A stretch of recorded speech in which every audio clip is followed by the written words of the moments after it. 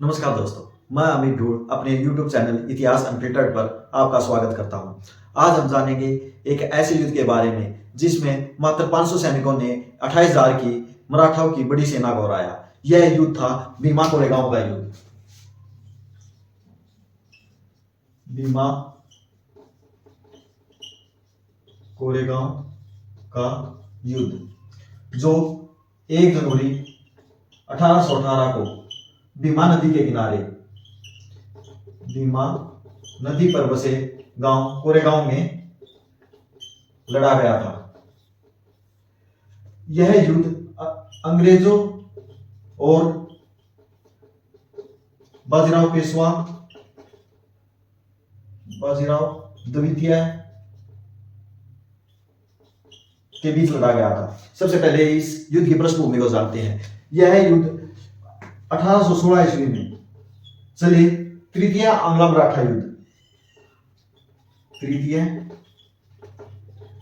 आंग्ल मराठा युद्ध का हिस्सा था जो 1816 से 1818 ईस्वी तक चला था।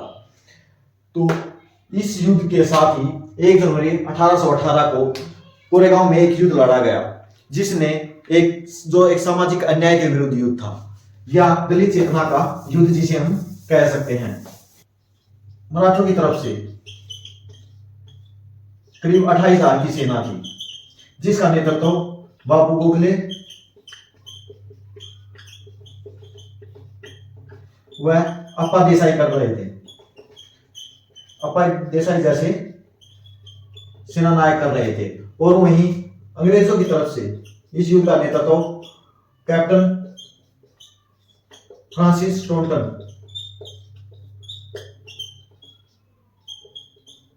टोटन द्वारा किया गया था।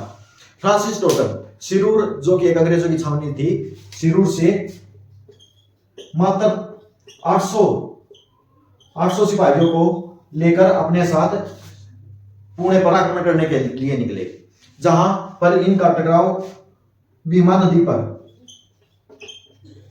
पेशवाओं की एक बड़ी सेना जिसमें करीब 28,000 सैनिक थे उनसे हुआ। अब कोरेगांव एक ऐसी जगह पर था, मतलब कोरेगांव एक भीमा नदी के किनारे है जो कि एक ऊंचे टीले पर बना हुआ था। तो अंग्रेजों ने वहां पर अपना कैंप चलाया और वहीं पर अपने सैनिकों को निर्देश दिए।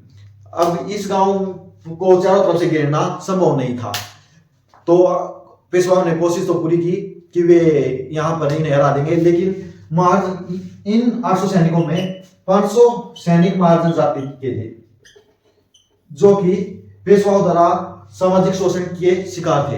इन्होंने इतनी बहादुरी से युद्ध किया कि यहां पर यह 28,000 की सेना पीछे हटने पर मजबूर हो गई और इस युद्ध के हार के बाद पेशवाओं का साम्राज्य समाप्त हुआ। जिसके बाद 1822 ईस्वी में कोरेगांव में एक विजय स्तंभ बनाया गया अंग्रेजों के द्वारा, जिस पर इन महार जो योद्धा थे इनके नाम लिखे गए हैं, महार सैनिकों के नाम लिखे हुए हैं। और यहाँ पर प्रत्येक 1 जनवरी को महार समुदाय के लोग जो कि दलित समाज से संबंधित हैं 1 जनवरी को यहाँ इस विजय स्तंभ पर बड़ी संख्या में इकट्ठे होते हैं और इन सैनिकों को अपनी श्रद्धांजलि देते हैं।